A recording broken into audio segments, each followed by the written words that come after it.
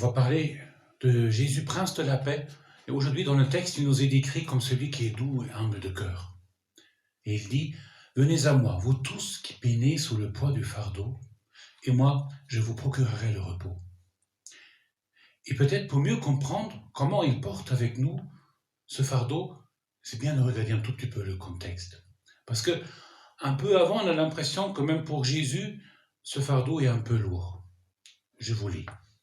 « Malheureuse es-tu, Chorazine, malheureuse es-tu, Bethsaïde, car si les miracles qui ont eu lieu chez vous avaient eu lieu à Tyr et à Sidon, ces villes autrefois se seraient converties sous le sac et la cendre. Aussi, je vous le déclare, au jour du jugement, Tyr et Sidon seront traités moins sévèrement que vous. Et toi, Capharnaüm, seras-tu donc élevé jusqu'au ciel? Non, tu descendras jusqu'au séjour des morts, car si les miracles qui ont eu lieu chez toi avait eu lieu à Sodome, cette ville serait encore là aujourd'hui. Aussi, je vous le déclare, au jour du jugement, le pays de Sodome sera traité moins sévèrement que toi. » Qu'est-ce qui est arrivé? Jésus touche à tous ses limites. Il aime ces gens, il fait beaucoup de miracles, et les gens ne se convertissent pas. Très bien, un petit miracle, super, on a regardé, sympathique, super. On retourne au travail là aujourd'hui parce que c'est quand même plus sympa. Les gens ne veulent pas croire. Et Jésus, il touche au bout de sa mission. Il ne sait plus comment faire. Et c'est vrai, quelquefois, dans l'amour, la dernière chose, c'est la colère. Et ça, il était bien en colère. Et comment ça se fait que tout à coup, on va avoir ce changement? Je suis doux et humble de cœur, vous pouvez douter penser chez moi. Qu'est-ce qui arrive? Le verset qui suit. En ce temps-là, c'est-à-dire à peu près au même moment, Jésus prit la parole et dit, « Père, Seigneur du ciel et de la terre, je proclame ta louange, ce que tu as caché aux sages et aux savants, tu l'as révélé aux tout petits. Oui, Père, tu l'as voulu ainsi dans la bienveillance. Tout m'a été remis par mon Père, personne ne connaît le Fils sinon le Père, et personne ne connaît le Père sinon le Fils, et celui à qui le Fils veut le révéler. » Tout à coup, Luc va dire, inspiré par l'Esprit Saint, la perspective de Jésus change. Tout à coup, il ne voit plus son échec face aux puissants et aux grands, mais il voit que ces petits qui sont avec lui, c'est ça que son Père veut. Tout à coup, il réalise, au lieu de faire tout seul, entre guillemets, le sauveur du monde qui se fatigue, mais que c'est son Père qui lui apporte ceux dont il a besoin. Et tout à coup, il jubile et ce découragement est remplacé par la louange joyeuse et simple. Parce que la bienveillance du Père a voulu que ce soit les petits qui croient et pas les grands. Tout à coup, il change.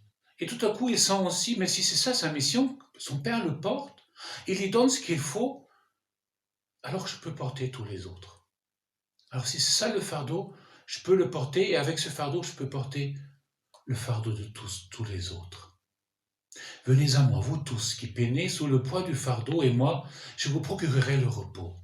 Prenez sur vous mon joug, devenez mes disciples, car je suis doux et humble de cœur, et vous trouverez le repos pour votre âme.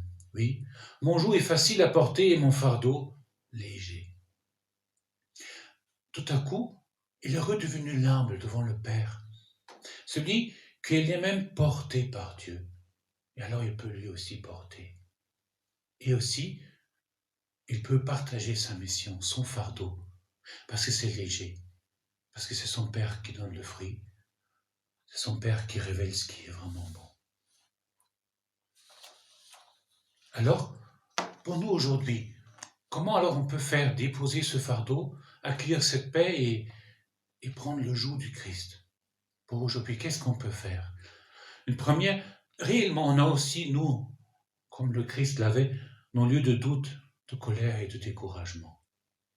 Ça nous arrive, soit en famille, soit en mission, soit en travail, et quelquefois avec nous-mêmes. Comme un poids, on n'arrive pas à dépasser, et on s'énerve. Et peut-être aujourd'hui, c'est vraiment important de déposer ces choses qu'on n'arrive pas à faire, nos échecs, nos énervements, là où les autres ne veulent pas, peut-être comme nous on aimerait qu'ils devraient faire, le déposer. Deuxième, accueillir ce qui est petit, la pauvreté et la petitesse de ceux qui nous entourent. Et louer le Père pour ces petits. Peut-être dans ma famille, au travail aussi en communauté. Louer le Père pour ce qui est bon, pour ce qui se passe déjà, pour la foi qui est présente. Et troisième, accueillir le joug du Christ, c'est-à-dire porter avec lui la mission du Père. Et cette mission, c'est aussi nous porter humblement les uns les autres, nous porter humblement les uns les autres, dans la joie et dans la louange. Et ce jour, ça nous invite alors aussi de nous pardonner les uns aux autres, pour ce qui manque encore, pour ce qui n'est pas encore parfait, et entrer dans cette joie, dans cette humilité et douceur du Christ, par le pardon. On a le droit de s'approcher de la croix aujourd'hui pour accueillir la consolation du Christ. Je vous procurerai le repos. Jésus est le prince de la paix parce qu'il est doux et humble de cœur. Et il veut nous partager cette paix qui vient de cette louange pour tout ce que fait le Père.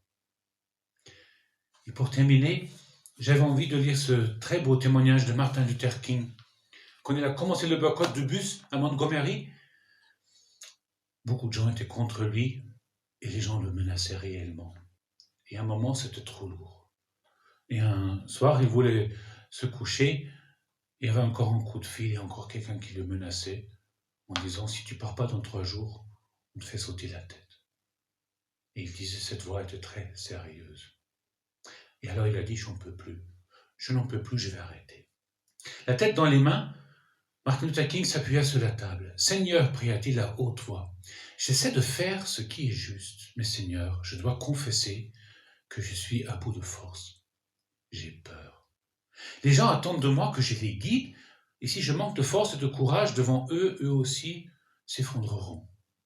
Je suis au bout du rouleau, je n'en peux plus.